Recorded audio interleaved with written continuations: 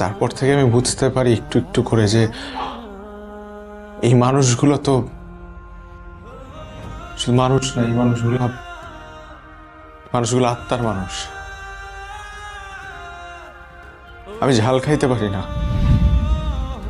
আমার খাওয়ার টেবিলে যখন ঝাল লাগে তখন প্রত্যেকটা মানুষ অস্থির হয়ে যায়। একজন পানি নিয়ে আসে, একজন বাতাস করে। আমি সাঁতার পারি না। দুষ্টামি করতে করতে আমি পুকুরে পড়ে যেতে নিয়েছিলাম, কিন্তু আমি যাতে পুকুরে পড়ে না যাই এই কারণে আমার ভাই রকি পানিতে ঝাঁপ দিছে। এগুলো তো আমি কিছু বুঝতাম না কখনো। এখানে না আসলে আমি এটা কখনো বুঝতাম না। আমি শুধু বুঝতাম যে রক্তের সম্পর্ক আসলে কি। রক্তের সম্পর্ক জন্মগতভাবে আসে। বাবা যতদিন বেঁচে ছিল ততদিন কখনো বাবাকে গ্রামে আসতে দেখি নাই, হয়তো বা সে আসতে পারে নাই পরিস্থিতির কারণে। কিন্তু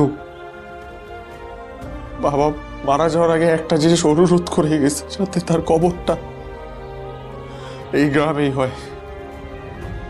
আজকে আমি বুঝতেছি যে সে এইটা কেন চাইছিল।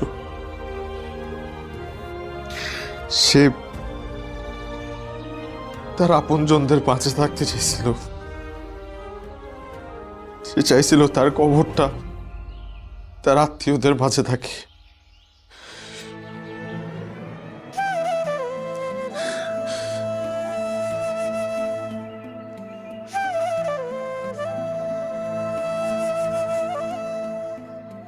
দাদি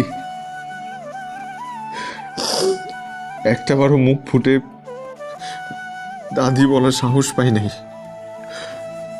কারণ আমার আগে তো রন্টু, শালু, রকিব তোমার তোমার বেশি অধিকার ওদের, আমার অধিকার তো কম। আজকে প্রথম তোমাকে দাদি বলে ডাকলাম।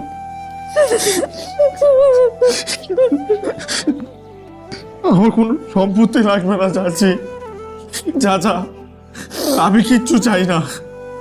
আমি শুধু আপনাদের ভালোবাসা চাই। যদি বছরে একটা বার আসি, একটু যদি থাকতে দেন, একটু যদি জাল লাগলে দৌড়ায় আসে, এইটাই আমার দরকার, আর কিচ্ছু দরকার নাই।